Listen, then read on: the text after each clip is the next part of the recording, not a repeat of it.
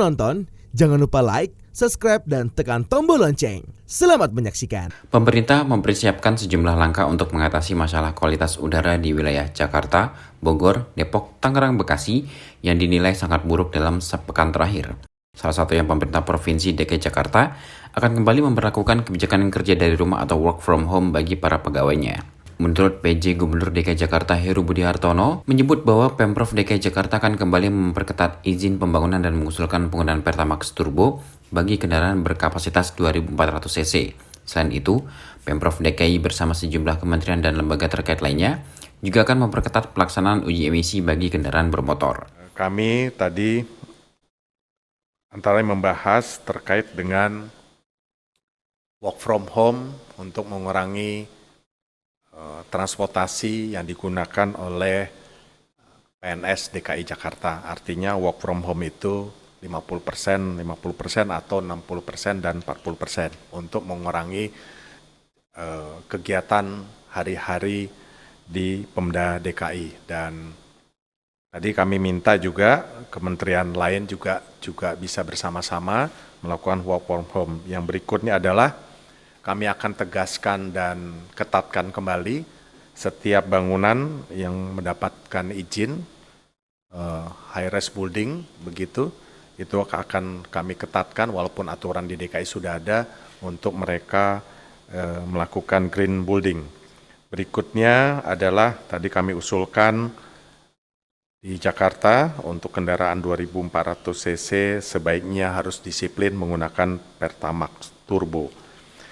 Pemda DKI dalam rangka mengatasi kondisi cuaca buruk ataupun emisi yang cukup tinggi, Pemda DKI sebenarnya sudah melakukan langkah-langkah antara lain adalah menambah ruang terbuka hijau yang mulai dari bulan Oktober sampai sekarang sudah menambah 800 lokasi, dan berikutnya adalah kami sudah menanam pohon sebanyak 216.000 pohon minimal 3 meter dan pohon-pohon lainnya.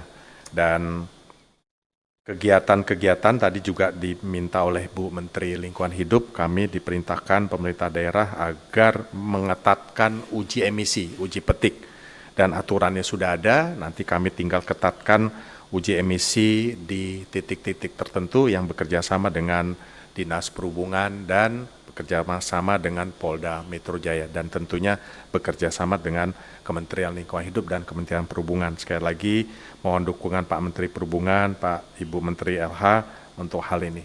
Sementara itu, Menteri Lingkungan Hidup dan Kehutanan Siti Nurbaya mengatakan bahwa langkah untuk mengatasi masalah kualitas udara di wilayah Jabodetabek akan dibagi ke dalam beberapa tahap, yaitu jangka pendek, jangka menengah, dan jangka panjang.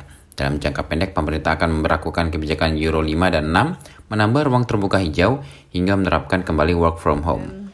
Bahwa kita punya persoalan tentang kualitas udara Jabodetabek, dan ada beberapa faktor antara lain kemarau panjang, kemudian konsentrasi polutan dengan demikian, lalu ada emisi dari transportasi, termasuk juga dari manufaktur industri.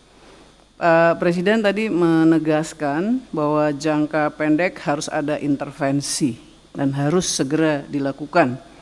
Antara lain regulasi Euro 56 untuk Jabodetabek, ruang terbuka hijau, tadi juga berkembang work from home dan lain-lain. Dan pada jangka menengah mengurangi kendaraan fosil. Kita sudah punya MRT, LRT, kereta cepat, dan juga agenda elektrifikasi. Pada jangka panjang tentu saja juga sudah kita awali, yaitu mitigasi dan adaptasi iklim dengan pengawasan yang ketat di Jabodetabek.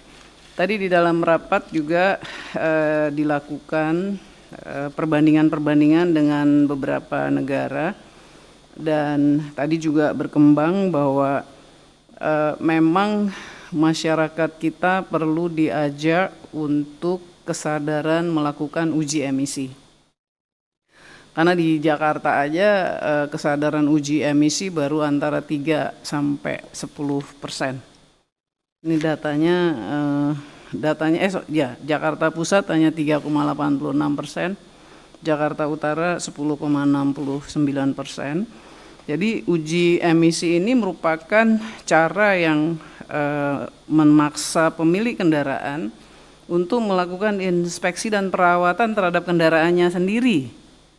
Jadi uji emisi ini merupakan langkah yang sangat cepat dan perlu dilakukan dan hasilnya akan segera dirasakan. Jadi tadi Bapak Presiden sudah meminta untuk diinventarisir semua langkah-langkah cepat, termasuk yang kami usulkan. Tadi Pak Gub juga sudah menyampaikan akan segera melakukan pelaksanaan razia uji emisi untuk kepatuhan uji emisi kendaraan bermotor. Jadi kalau kita mulai dari DKI dulu aja ya, atau Jabodetabek, nanti kalau udah baik semua akan dilakukan. Sedangkan Menteri Perhubungan Budi Karya Sumadi dalam kesempatan yang sama mengatakan bahwa selain memperketat pelaksanaan uji emisi, pemerintah juga akan mengeluarkan kebijakan yang berkaitan dengan utilitas kendaraan. Pemerintah mempertimbangkan untuk membuat kebijakan 4 penumpang dalam satu mobil atau 4-in-1. Tadi Pak Presiden begitu serius dan intensif membahas detail-detail itu, melanjutkan apa yang disampaikan oleh Bu Menteri dan Pak Gubernur bahwa uji emisi ini menjadi satu yang sentral. Nah, oleh karenanya kami nanti bersama-sama Pemda, bersama-sama juga dengan polisian melakukan law enforcement. Jadi kita perbanyak tempat-tempat uji emisi, tapi melakukan law enforcement.